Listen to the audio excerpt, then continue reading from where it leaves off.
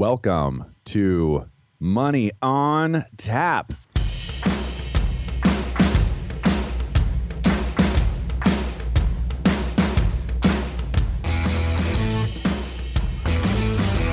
Money on Tap, your personal finance headquarters, where we bring out the professionals' experience and some fun in what we call three-dimensional investing, utilizing insurance, brokerage, and fee-based planning.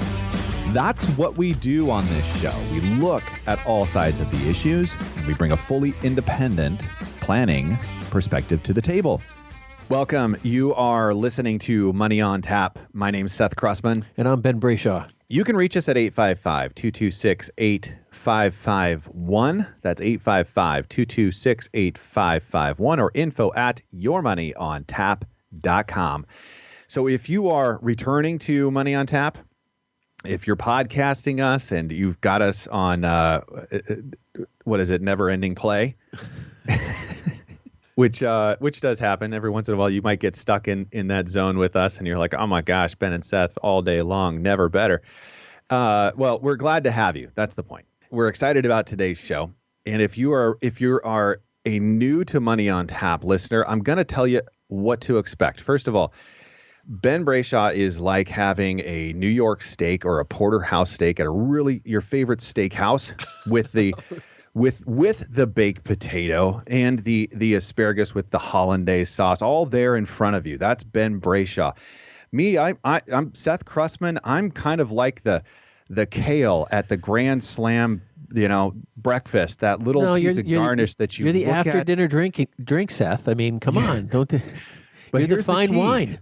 Here's the key with that Grand Slam breakfast and that piece of kale that if you ever dare to eat makes you look like you just saw a close encounter of the fourth kind on your face. You might figure out how to put that in a blender with some apple and some protein shake and open up your own storefront in California and turn that into a mega $1 million franchise and also save your life, folks. So that's what you get with me. I'm just going with the after dinner drink or the fine wine, Seth, that goes with the steak. Let's just stick with that one. But you're my favorite cut of. Wow, this is going to be an interesting show today. You are in a unique moment in your life right now. So, well, okay, so we're going to have fun, right? We're going to talk about financial planning. We're going to talk about you. We're going to talk about markets. We're going to talk about money in the news.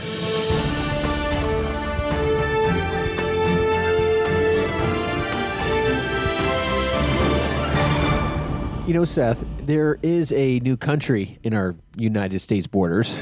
As a lot of people have heard of Chaz or Chop or whatever it is. But the unrest because of this has created a lot of headlines across the board. And we don't really get into too much of the political arena that much, but it does impact our financial world from time to time. And honestly, it's impacted a lot of things in the Seattle area due to that. Well, in our world, a $1 billion investment firm is moving out of Seattle due to the unrest, and they're moving to Phoenix, Arizona. Now, what's really interesting about this is that it's not just this firm. There is what they're alluding to as some sort of exodus out of Seattle. And it's just giving way to a lot of concerns about Seattle and the long-term viability of them as a business culture, because they have been a very kind of cutting-edge business culture. There's the article. It's off of Qatar News. Peter Samor, who reported on this, goes into stating that one of the quotes was that 40-story buildings are rumored to be only 20% occupied by October. And the founder of this Phoenix investment firm, this $1 billion investment firm, said that even though they're moving and the cost of moving and all of those costs, and that Seattle has lower taxes for them, they're saying that they're just really having trouble finding, candidates or people to recruit to the area even just to get qualified individuals to want to be in Seattle right now. And I don't blame them. It's just safety, it's concern, it's fear. I mean, there's some real unrest there. And that is probably something that we need to look at in the investment world. I mean, if you own real estate and you're in real estate holdings, you probably want to know how much is in the Seattle region from an investment perspective, because here's a lot of foreshadowing that's going to happen. And I think other cities and states that are actually going to engage or allow some of this unrest to just go unchecked, I think are also going to suffer some of the, real estate issues that could be right around the corner for them. Yeah, the quotes there that the biggest concern for the Seattle was that the business what is the business community going to come back to, and what kind of businesses are going to be coming back for customers? It's a legitimate concern, and the news coming out of the Seattle area around this unrest is pretty scary. If you hold real estate, if you're trying to have a location where you feel like your employees are safe, would be a big part of it. And even though there was some expenses kind of on the front end or even on the tax side for moving into Arizona, I'm just going to go with, what kind of weather would you like to have? How would you like to raise your family? Is there anything there that speaks to you as an individual? I think I would probably like to have the opportunity to, go outside and get my kids involved in whatever we want for the day and not have to worry about our things going to start burning down around us. And the socioeconomics there, I think, is potentially a play for them as well. Yeah, they were just talking about the number of people that, will stay versus the ones that won't. And then, what businesses are going to actually stay there, and what is their clientele going to be? Is it going to be a bunch of, out of control people who don't want to obey any rules? I mean, is that do you want to host a business in that region? I mean, and what kind of people are you going to be able to hire? And I think this is a huge, if leadership around the country doesn't get a handle on this, it's going to be the leaders who do have a handle that are going to attract all the businesses, and we're going to have significantly, poorer regions versus ones that are more wealthy as the businesses flock towards kind of safe havens, as I would call it. Because this article is definitely alluding to a much bigger problem in Seattle than is, in my knowledge, getting reported anywhere online. Or on TV. I mean, I hear people talking about the unrest and this, that, and the other thing, but the actual business drop and the number. I have a client who works in Seattle, and they're not going back for the rest of the year to work there. And their office location, they said, was a mile from the Chaz Chop location. And they were concerned. They were legitimately concerned. And I wouldn't blame anybody for that. I'm with you on that. Moving to article number 2. It's Dara Singh that brings us the title, Alarming Number of Boomers Struggle to Save Enough for Retirement. And that's a survey that was bringing to the front some numbers, right, about the median amount that boomers have saved for retirement is around 144,000. And that's according to a survey from Transamerica Center for Retirement Studies. That's challenging. When you take a look at a 20 to 30-year retirement ahead, how do you make those numbers work? And this is something we work in and we see all the time with our clients. And so, yeah, we're going to talk about that for a minute. Yeah, I mean, Dara rocks it a little bit here when she just gets into some of the kind of visionary pieces that a lot of people have that aren't spoken about often enough. But, those people who are 65 who are thinking, I'm going to probably work a little longer to make up for what I haven't been able to save, or I'm going to, I'm just going to work till I can't work anymore. Well, what's really interesting is that just the unemployment rate is so low. The capture on, this kind of the older generation working in these jobs are usually the higher paid people, and they're usually the first ones cut to do financial savings in companies. So it may be that you want to work longer, but you may not be able to have a job longer due to the unemployment scenario that we're dealing with as a country in trying to get through this recovery. And so she brings a really strong point here. And if you're listening to this, the advice she gives, which is kind of a step out in the article, which I thought was unique, was that engage in some learning, engage in some development, some personal development inside the workforce. Continue to further your learning and your, whether it's credentials, whether it's knowledge base, whether it's expanding your abilities. Don't stop because you make yourself more valuable to allow yourself to work longer, or at least even maybe move into a consulting role with more abilities. I thought that was a solid jump out on her part. Yeah, absolutely. Skills are a huge part of what people are looking for as an employer, and the demographic is one of the pieces that is so hard to ignore, where there's a younger population coming behind that is employed at for less, with more skills, and that's kind of engaging as an opportunity for an employer. So separating yourself as somebody that has the skills, has the knowledge, has the wisdom, all of those factors, and has not necessarily priced themselves out of the market. Great advice. Yeah, and I mean, she makes one note on Social Security, which I think is good to point. I know we've said this before, we've talked about it, but basically 2 in 5 Americans have been surveyed, as she notes here, that believe that Social Security will be reduced or eliminated during their retirement years. So 2 out of 5. And I got to be honest with you, I'm part of the 2. I really do think that Social Security is going to have to get, hatcheted or removed for some people. There's going to be something that has to happen there. I'll say no. That's just, to offer a fair and balanced side. You're part of the 3. That's okay. That's okay. You can be part of the 3. I feel like that's a losing argument no matter what. So, well, I don't think it's, I don't know what's going to happen, of course, but I think that we need to be a realist in the fact that there's going to be, if we don't have some other cost, whether it's taxes rising, the amount of money, if they keep Social Security the same, they've got to raise taxes more. So what do you get to keep, Yeah. Yeah, I thought one of the interesting pieces there was the conversation about an employer-based 401k plan that really wasn't even available until the late 90s. And that's a significant part of their story. Is the how did people retire?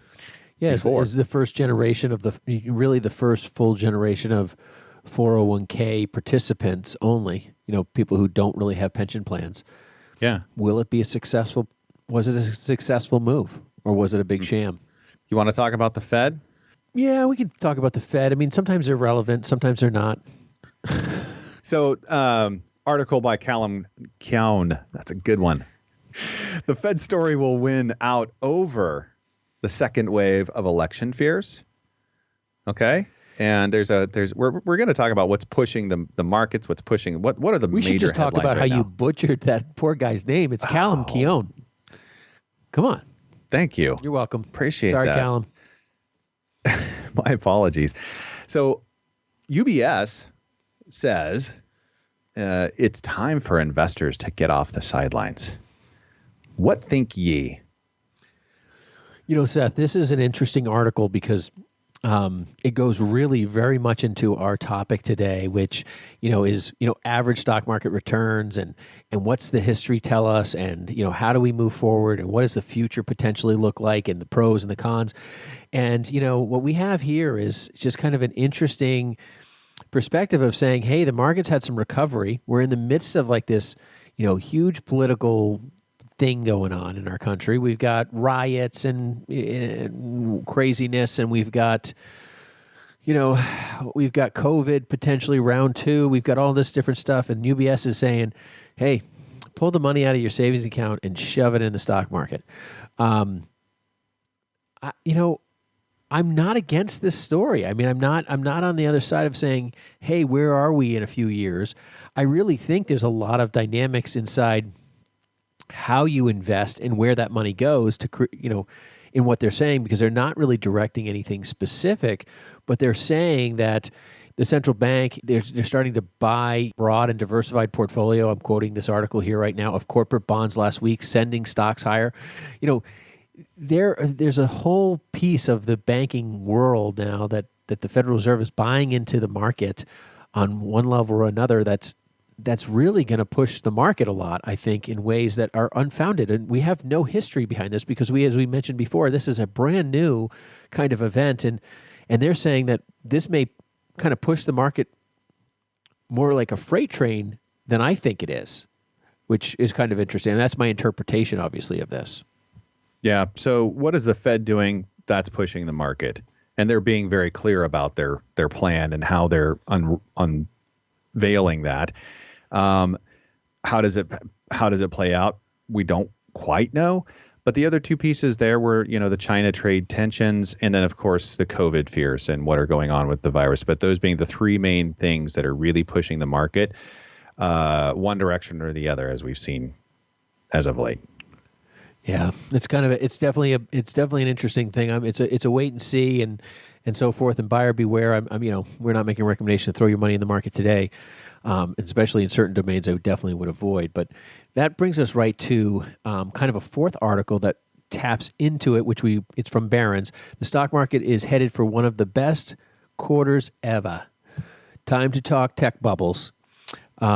This is by Ben Levison, and it's really fine. You take the easy name. So, both of them were easy, Seth. Just teasing. The stock market gained again and again and again. They're talking about the NASDAQ, the S&P. We're rocking and rolling. The market's moving up. Things are happening. We've had this enormous, recovery from the Dow being down in the 18,000s. We're in the 26 range. We were up in the 27s. The market's moving, but the tech bubble potentially that is building here is very, very apparent to this author as an issue that we need to be aware of. And back in the 90s when we had a tech bubble, everything seemed like it couldn't go down. And why should it or why shouldn't it is the question of the article. Great question. There's some interesting statistics that really fall in line. Tech sector basically makes up 27% of the S&P 500, highest since the dot-com bubble. On the other side, the financial stocks are now just 10% of the S&P 500, the smallest since February 2009, when it made up 9.8% of the benchmark. So if you subtract the financial sector weighting from the tech sector, you get 17%, the biggest gap since that dot-com bubble. So do you remember the yield curve reversion thing that we were talking about 8 months ago? Yeah, I do. And that being that indicator. So there's a case to be made for that coming true, right? Because COVID happens, we've got the steepest decline in the market that we've seen since when, and we're talking about that now is basically the 19. When we were going back to on that, we've got the best quarter in the market since the Great Depression, right? That where there was a drop in the market, best return in the market since the Great Depression. So there's one thing does not always equal the other is basically the point here. You can't take a look at this. You can't take into the numbers and say, oh, well, it's always going to be that.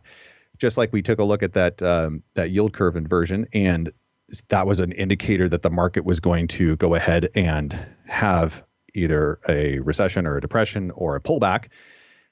It happened, but was it because of that? I don't think so. I mean, you can't say that COVID created what the stock market predicted 5 months prior to that. Make sense? Yeah, it does. I mean, it's probably a little bit over the top for some people listening, but when you really break it down, when you're looking at recovery, and we're looking at a pandemic scenario that we've never had in our economy in a way that we're viewing it today, in kind of the real time that we have it. I mean, literally something happens anywhere in the globe and we know almost immediately on some sort of media device, on a phone that's carried in our pocket or purse. And it makes everything swing at drastic numbers. And now we're seeing this enormous recovery. We're not just seeing the Dow hasn't hit its all-time high again, but we are seeing all-time highs in the NASDAQ. And the investment side of the tech sector, that's driving it. And everyone's saying, well, hey, we've got opportunity for stay at home, and is that the way it's going to be? And that means that we need to rock more tech because that's where all the profits are going to be, and that's where people are going to buy, because the stock market is usually kind of the thinking of the leading indicator.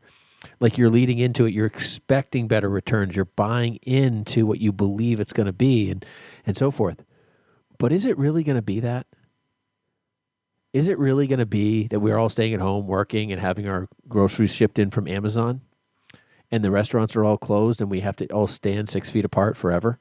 I just don't think it is. And I don't think with all the recalls on the numbers of deaths with COVID and the numbers that are coming out of Stanford University of, and the WHO acknowledging it, and the CDC is saying that the death toll is way below anything that they had ever fathomed, and that the number of deaths we've reported in this country are not nearly that many. There's some huge error.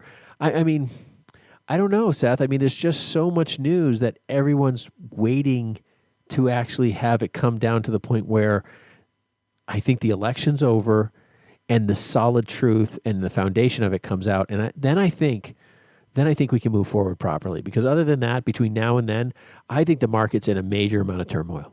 As promised, that was Ben Porterhouse, baked potato with all the fixings, Brayshaw. And I'm Seth Kale, garnish at your Grand Slam breakfast at Denny's. Krussman reporting on the news. That's Money in the News. Hey, we're going to take a quick break. You can reach us at 855-226-8551 or info@yourmoneyontap.com. And when we come back, well, we are going to be talking about historical returns in the market and what does that mean and what expectation can you have? Because, there's two different sides of that story, isn't there? And we can't wait to talk more about that with you. You're listening to Money on Tap. Hi, my name is Ben Brayshaw, one of the co-hosts of Money on Tap. If you have questions when it comes to your retirement and are looking for a personalized solution, contact us at Brayshaw Financial Group. In today's volatile stock market, we can help you plan to find your successful retirement solution. Am I saving enough? Am I saving into the right places? Do my investments match my appetite for risk? Do I have a tax strategy that is going to help me keep more of what I earn? How can I maximize my Social Security income? If you are like most people, you are getting closer and closer to your retirement and may be wondering if you're taking the right steps. If you're in retirement, you may be wondering, am I maximizing my income while preserving my estate and caring for my family? We talk about all things financial in what we call three-dimensional investing, putting a plan around your financial future. If you feel that now is the time to start getting the answers to some of these questions for your own situation, give us a call at Brayshaw Financial Group at 855-226-8551. Headquartered in Bedford, New Hampshire, we have offices throughout New England and across the country. We would love the opportunity to show you how we can help. There's absolutely no cost or obligation just to meet with us, and we welcome you to our office. Call us at 855-226-8551. Now back to Money on Tap with Ben and Seth. Welcome back. You're listening to Money on Tap. You can reach us at 855-226-8551 or info@yourmoneyontap.com. Today, folks, we are talking about what can the market do for you? What can the market do for you? Can it? There's Seth. There's a number of people listening to this right now saying it can do nothing. Everything I buy, it just goes down. I just went through the pandemic. I lost 20-30% of my money. I sold everything out. I'm out of the market. I'm sitting on the side. I mean, there's a million different versions of people who just hate the word, the stock market. And if you're a listener today and you're one of those people, we're going to talk a little bit about the market. We're going to talk about returns, average returns. We're going to talk a little bit about, is it right for you too? I mean, what and how do you get these returns everyone talks about, or what are people doing to do that? And I think this is going to be a good show for you. If you've got questions and you're listening to what I just said and you said, hey, I just seem to always lose in the market. Give us a call. We can chat with you. We can talk with you. We can figure out, what's good for you.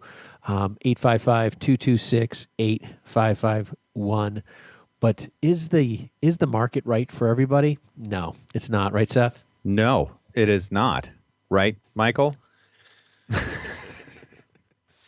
That's our compliance officer. A little shout out to him. We love Michael.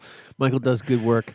But Seth, the average return in the market, you hear numbers all over the place. You hear 5%, you hear 8%, you hear 10%. It used to be that people used to say the market averaged 12%.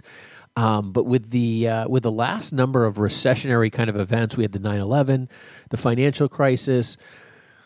We've had 14, then we had, the pandemic. I mean, we've had all these different pieces moving, and those things have actually forced us down quite a bit. But the market average is spoken to be roughly around 10%, and that varies by indice and index and how you're invested and so forth. Now, people hear those numbers and almost invariably say, that's not what I make. That's not my return. How is it that, I can't do those returns? Or I hear my buddy, I love that racetrack theory. The guy goes to the racetrack, he comes back, tells you about the horse he won on or the stock he always wins, but he'll never tell you about the 5 investments or the 5 horses he bet on that he lost a ton of money on. And I call that the racetrack theory. And there's a lot of that goes on. And I think I really want to explore that a lot for a lot of people today who are kind of emotionally kind of cutting through how the market plays into their life, because it really is a lifeline to what their retirement's going to be. Yeah. At some point in time or another, unless you are just not at all in the market, which is possible. I mean, people create income in all sorts of different vehicles, but the market predominantly is the place where the majority of Americans are going for a return. And that's what we're looking for. And that's what we're talking about. And on average, you're going to get all sorts of different numbers out there, honestly, that people are going to say this, that, and another will get you X return, right? And if they're talking about a market vehicle, they definitely shouldn't be articulating that as a guaranteed. But and what we would say, and the way people want to think about this for the most part, is they want to just understand, first and foremost, just give me a number that in my head I can work with, and I can do a straight line analysis of I put $100,000 in, and next year that 7% is going to be $107,000, and then the year after that $107,000 is going to compound into that 7%, and it goes up from there. But that is not the reality, and that's why you have Warren Buffett that says you can expect from the market over time 7%. But then there's the number of recently that we've been seeing a lot more publication around, which is 10%. That seems to be the number a lot of people talk about in the market. So how could there be such a huge difference? That's a great question. And I think that really goes to just looking at the numbers, like actual hardcore statistics. I had just Googled historical returns, and I went to dqydj.com, and it was just Hold on, I need to sharpen my pencil for a second. What did you just say? You went to what? I went to dqydj.com. I have no idea what this stands for. I just went to a couple different historical return calculators out there, and I just put in what was the average return for 5, 10, 20, 30 years, and I said, well, what does that look like? And it was really kind of very interesting. So I'm looking here on this. The first one I ran was the S&P 500, because the S&P 500, it's a much bigger index than the Dow. I mean, the Dow is only the 30 largest U.S. companies. Here you got 500 companies weighted differently, but it's 500 companies. Bigger, but in terms of history. Less history, but the same history here in this time period. More relevant? Well, let the listener decide. Let the listener decide. Let's not make a declaration here on that just yet. So the 5-year average return was 9.3%. Okay, the 10-year return was 9.2%. This is the average, The 20-year return was also 9.2, which is a fraction higher, and the 30-year return was 9.4. Now, what's interesting about this is, the S&P 500 is just all equities. It's all stocks. Okay, so you're not talking about maybe a blended allocation. You're not talking about a 60-40 or something like that. So when I hear Warren Buffett speak and I hear about kind of like the 7 or the 6 or whatever return you're actually referring to, this return is just a pure equity return with high risk. So what does that mean? Well, if you were to take the same 5-year period, the best return you could have in that first 5 years would be about 33.6%. If you had invested in the very lowest and to the very highest in that 5-year period, 33%. Now that's that's more than 3 times greater than the average. But the minimum return is that someone in that same time period, could have lost 17%. That's huge. That's a huge disparity. And that disparity kind of continues through the years, though it does get smaller as time goes on, because in 10 years, the highest was 21, the lowest was -4, then the 20-year period the highest was just under 18, and then it was a positive 2%. And then the 30-year return was 14% as a high and 3.6% as a low, again, positive return. So the longer you held, your minimum return really started going positive. And it's just really interesting that the average is kind of right on target, but the maximum minimum return is pretty drastically different. Yeah. It's really drastically different. And it kills a lot of stuff. And then, without getting into median and standard deviation and all the complexity of stuff that us financial advisors instantly go to, I really wanted to break it down to average, max, and min and just say, hey, listen, yeah, the market averages on the S&P if you just bought it in that 9% range, but you could be the unlucky individual that bought at the wrong time that lost money. And, for instance, like who would I have been at what point in time that you're talking about there?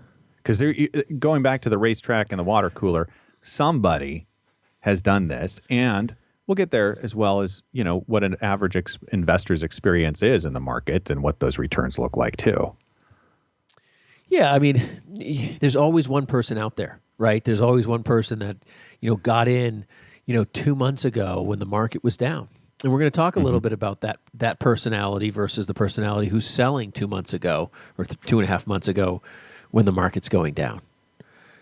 So there's that person, right? So if you were to buy in 2-3 months ago, your return is phenomenal. And if you got in 5 months ago, well, your returns maybe break even with most kind of scenarios, or maybe even still underwater because the Dow and the S&P are a little underwater still.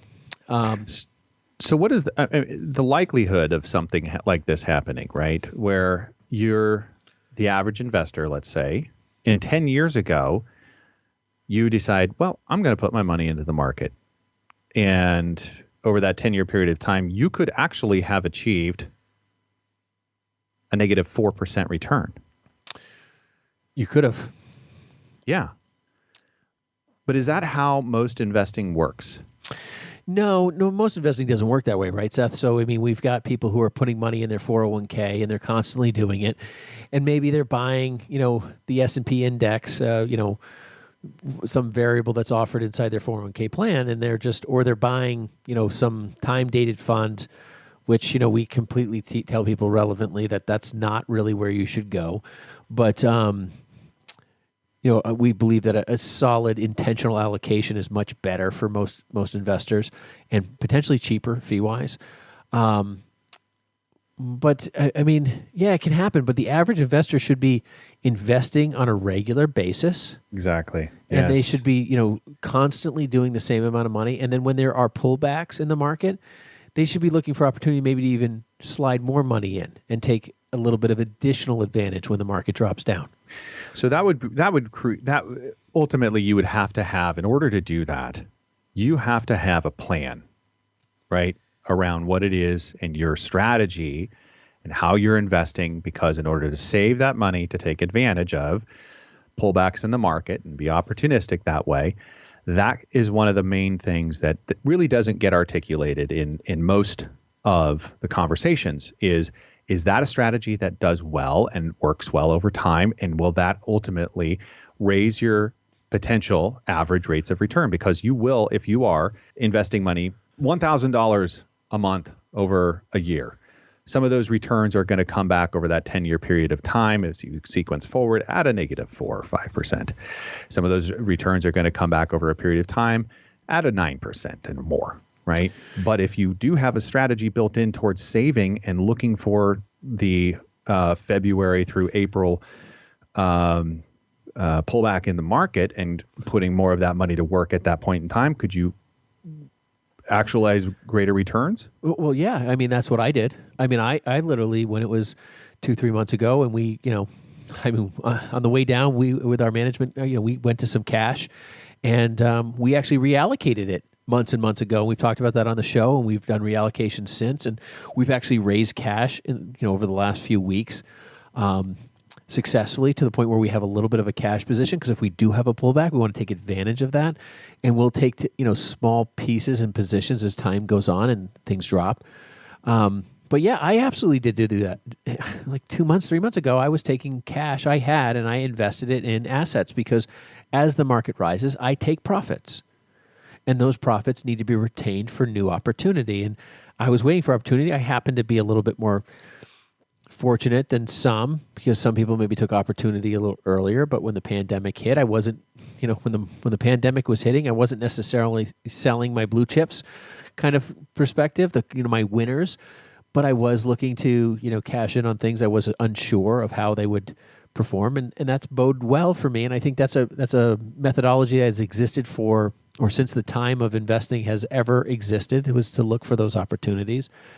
And we'll talk about that. But I think, Seth, when you bring up returns, I want to list a cold, hard fact, okay? Because this is really something that a lot of people need to swallow in a way that preps them for retirement. Because when it comes to retirement, there's kind of a switch, right? There's one day you're working, and then there's one day you're not. And the day that you're working, that's part of your accumulation phase. You're accumulating assets. And then when you go and you hit the switch for retirement, you're going into what we call the distribution phase. But in the investment world, by no means should your assets be a light switch movement either. It should be a progressive, intentional, planned event that you have long before, that you know exactly how to retire well, instead of contacting a financial planner 3 days after you retire and say, what do I do now? If that's your case, yeah, well, that's what you have to do, because you can't do that. But if you're approaching that and you're saying, hey, that is in my future, this is the time you really need to start looking at when you're getting a planner to help you retire. But let's go back early 2000, Seth. Rewind history. Let's look at January 1st, 2000. Okay? The close on the S&P 500, okay, was 1,394. Okay, for all of you listeners, 1,394. The S&P today is trading at 3,000. Okay, but the S&P January 1st, 2000 was trading at almost 1,400 points. Now, that was the close of that day. If I were to fast forward 1 decade later, okay, we're looking at the S&P at so I have the close on December 1st, 2009. So 9 years, 11 months later, 1,115. That's a negative 20% yield. You just lost 20% over a decade. Ouch. That's horrendous. That's horrible, bad, horrible. I mean, that is as bad as, it's going to get. And like if you were the person going to retire 2010 and you just lost 20% of your money over the last decade. I mean, I'm not taking into account reinvesting dividends, but I'm not talking about, adding more money over those 10 years, just start to finish. It was just a negative 20% yield. Most people did between 3 and 5% in that time period with investing is usually what I saw with most people. And actually, it was even worse if you go into January, because it dropped another 40 points on the S&P. But we're talking about 1,000 on the S&P 500. It's 3,000 now. That's a huge increase. So what we're talking about with these averages is really complicated because you're in periods of time of major loss, and then you're in periods of time of major success. And we've gone through a decade of a great recovery period, and now we've gone through something that's unprecedented, this pandemic.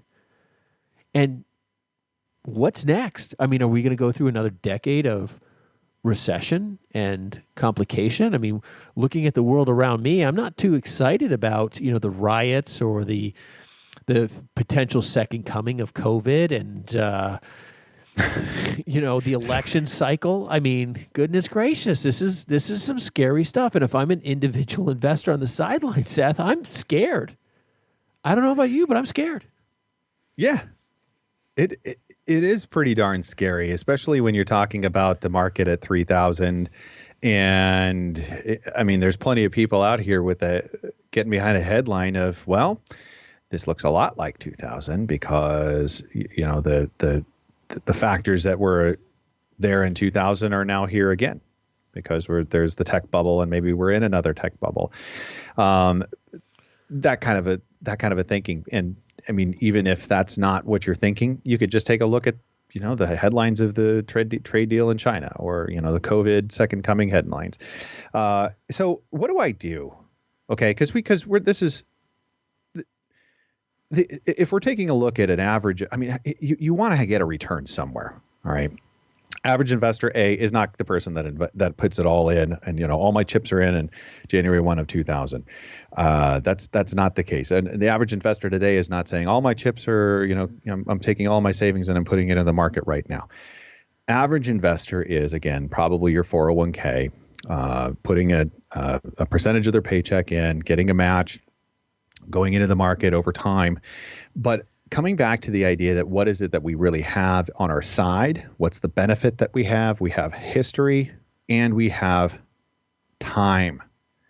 We have time moving forward. And if you are an investor that is looking to take advantage of that, which is, the reality of how investing works is you have to use time and you have to have a plan, and that plan needs to have some consistency, some level of we do this every month like this because we know that over time, this is what the law of averages and the numbers are going to come back to us like.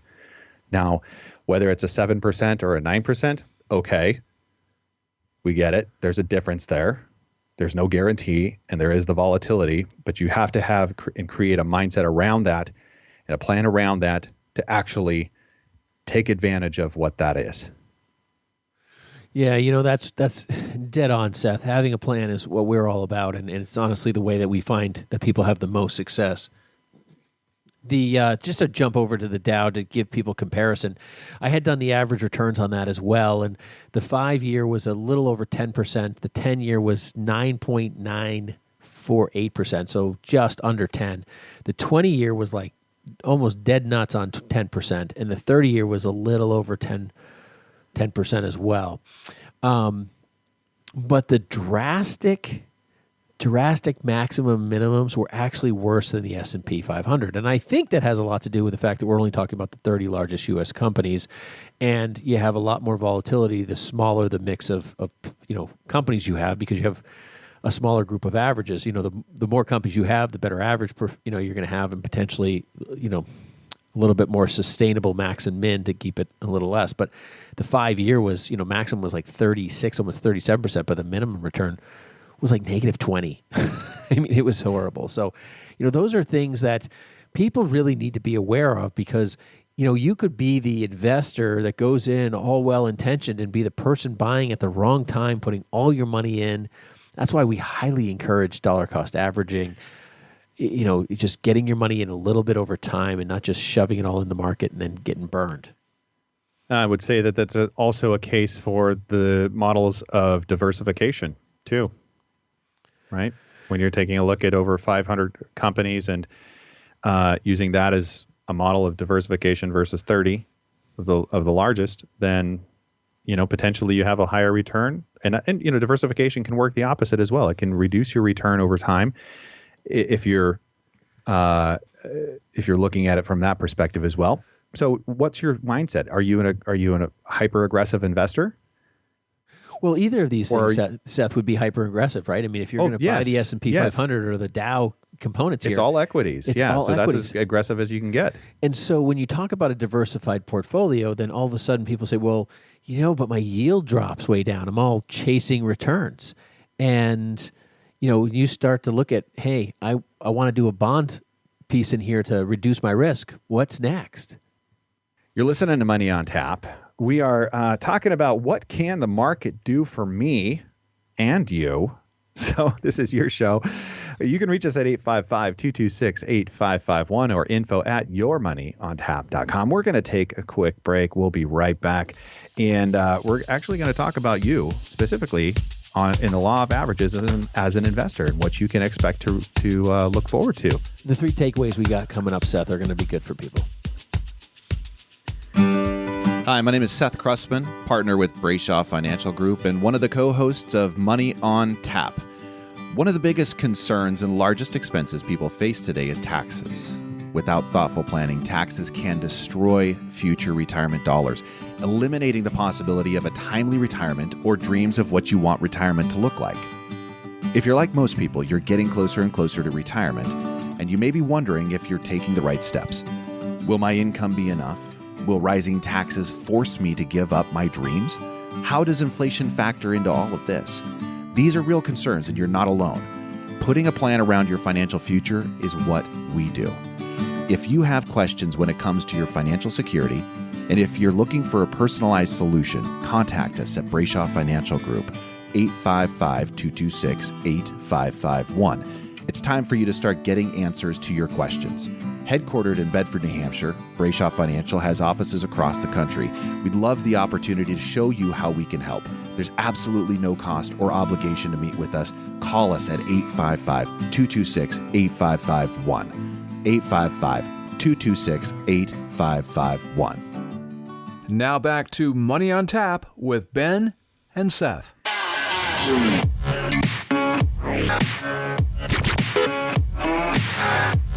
Welcome back. You are listening to Money on Tap. You can reach us at 855-226-8551 or info@yourmoneyontap.com. And we're talking about what can the market do for you. It's out there, folks. The information that we are talking about today is at your fingertips. If you just want to bring your phone up and say Google this or Google that, all of the stats, all of the information is readily available. Or you can just reach out to us and say, what in the world, where are you getting that information from? Because it is it's readily available. So what's the market? S&P 500 or Dow? That's what we were just kind of comparing and contrasting, talking about a little bit of diversification. All of it's stocks in either one of those. I think, Seth, if we start jumping into the NASDAQ and all the technology side and the tech bubble, I mean, we talk about those returns. It's just astronomically crazy because it's just not an index, it's only been around for 38 years. And it's, you go back 30 years, it's just the creation of the indexes. I mean, the creation of technology, really. 40 years ago, Seth, 40 years ago, we didn't have cell phones. We didn't have cell phones 40 years ago. So when you think about that stuff and you think about the creation of the tech, obviously that is just astronomically high. So we don't really want to show that out there as a viable potential index comparison of where you might shove all your money and so forth. So I'm going to leave that out. But hey, we do have some takeaways that I really want to rock out here because there's a little bit on each one of them. But I wanted to give everybody kind of some ideas because when we talk about the market, we do believe in diversified portfolios. We've obviously been talking about the stock market and why people talk about one percentage versus another. But Seth, you wanted to mention the one piece about, what the average investor actually makes in the market. Yeah. Yeah, so we've been talking about averages of 7% and 9%, and how many people out there, raise of hands, folks, are saying that is not me. I am not the negative 4% person over the last 10 years, but I am not even close to that 7% or that 9% because That's not the reality for the average investor. So if that's you, don't worry. Well, maybe worry, but don't think that you're alone, okay? Because here's the reality for most investors. And this is information from Dalbar if you're looking for, where this is coming from. The average investor over, now this is a mutual fund, fixed income, blend of equities type of a portfolio, only gets 2.6% net annualized rate of return, okay, for a 10-year period. You want to take a look at a 20-year period, it comes out to 2.5. 30-year period, 1.9. You want to take a look at the same periods for just bonds, okay, much more stable historically, you're looking at 0.6. You're looking at 0.7 for 10 years. 0.7 for 10 years. And for 20 years, 0.7, excuse me, that was 0.6 for 10 years, 0.7 for 20 years, and 0.7 for 30 years. Okay. Those are low. I mean, those are horrifically low, Seth. Right. I mean, that's not much different. Actually, that's far less than if you were to have a high yield savings account. Remember when we were talking about that Fidelity manager who was, saying how he had done so well in his fund, but his average, I don't know, it was like, I don't know if it was 10 or 15, right? Something crazy. He had done really, really well compared to the market. And but his average investor for him was doing like less than a quarter or something than he was, because they were buying and selling him like he was buying and selling the market, and they kept losing. And he's like, if people just bought and stayed with me and trusted me, I'll get them there. That was his perspective. That's how he kind of put it. I thought that was an interesting thing, because we are our worst own enemies. Yeah. So the report and the information, just want to get you up to speed on that as well. Really, that's from Dalbar's quantitative analysis of investor behavior. Okay. So good study out there, good information. So want to get that out there to you. Good information. And if anything, this is why Ben and I are talking about this today, because you need to have what? What are the three things that we consider super critical and important to you coming into a strategy around equities or the market? Yeah, and let's give everybody the three takeaways we have here today. And number one, don't get too excited when the market's up. Okay, the market's up; it's gonna come back down. It always does. So don't get too wrapped into the fact that, hey, the market's up and I need to buy. I need to get into this mess because it's really, really good, and I'm going to miss out. That's number one. Number two, you got to have a long-term perspective, right?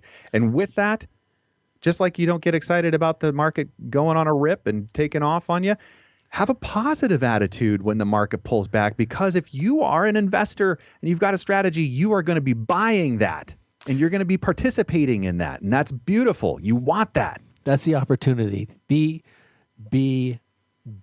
optimistic. Optimistic. Number three, the averages only exist because of a buy and hold strategy. Now, I emphasize hold, because the thing is people are trying to trade in and out of the market constantly to try to beat it a little bit. The truth is those averages that we would love to all have in our portfolios based on your Dalbar report, that's because there's too much activity. There's too much internal trading and not just buying the market because you believe in it. If you want the averages, you got to buy and hold. You have to be consistent on your investing. You have to do regular investments, and there's things like that. You got to do that. Those are our three tips for you. We encourage you to take those away, to utilize those. If you're running around those fears of underperformance, or you're just not like you're like, the market's not for me, there are other things you can do. We've chatted about those on the show. You can go back to some of our other podcasts, but just give us a call at 855-226-8551. We're here to help. Thanks for joining us today. You've been listening to Money on Tap. You can reach us at 855-226-8551 or info@yourmoneyontap.com. Also, we're in a podcast. You can find us at any of the podcast venues out there. We appreciate the likes and the listens. We're also at Facebook at /3D Investing and Twitter at BFG_LLC. We appreciate you joining us here today, and we hope you make it a great day and a great life. Thanks for joining us with Money on Tap.